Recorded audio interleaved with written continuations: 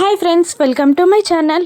గగన్ని ఒక కన్స్ట్రక్షన్ సైట్లో నక్షత్ర కలిసి ఇలా అంటూ ఉంటుంది, ఏంటి బావా అనవసరంగా ఆ భూమిని నువ్వు ప్రేమించి టైం వేస్ట్ చేసుకుంటున్నావు అని అనగానే కోపంగా చూస్తాడు గగన్. మళ్ళీ నక్షత్ర ఇలా అంటూ ఉంటుంది, ఇంత అందం ఆస్తి ఉన్న నన్ను వదిలిపెట్టి ఏమీ లేని ఆ భూమి వెంట పడతావేంటి బావా నువ్వు అని అనగానే గగన్ కోపంగా మంచితనానికి అహంకారానికి అమాయకత్వానికి మూర్ఖత్వానికి తేడా నీకు తెలీదు అని అనేస్తాడు గగన్. ఇక కోపంగా అక్కడి నుండి గగన్ వెళ్ళిపోతూ ఉండగా, నేను నిన్ను ప్రేమిస్తున్నాను బావా, నేను నీ కోసం ఏదైనా చేస్తాను బావా అని అంటూ ఉండగా, నా కోసం ఏమీ చేయాల్సిన అవసరం లేదు, నేను నిన్ను ప్రేమించను అని తేల్చి చెప్పేస్తాడు గగన్.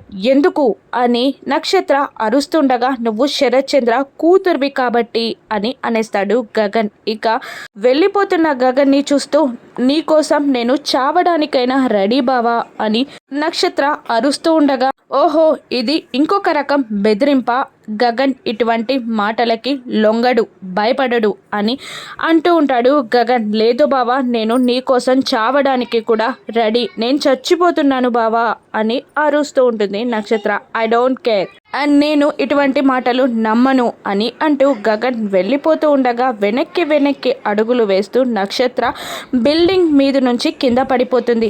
డబాల్లో మన సౌండ్ వస్తుంది. అది చూసి గగన్ ఉలిక్కి పడతాడు. నక్షత్ర నిజంగానే కింద పడిపోతుంది. దీంతో భూమి నక్షత్రాలలో గగన్ ఎవరిని తేల్చుకుంటాడు? నక్షత్ర ప్రేమలో గగన్ పడిపోతాడా? ఇప్పుడు భూమి ఏం చేస్తుందో రాను ఎపిసోడ్స్లో చూద్దాం. Thank you for watching.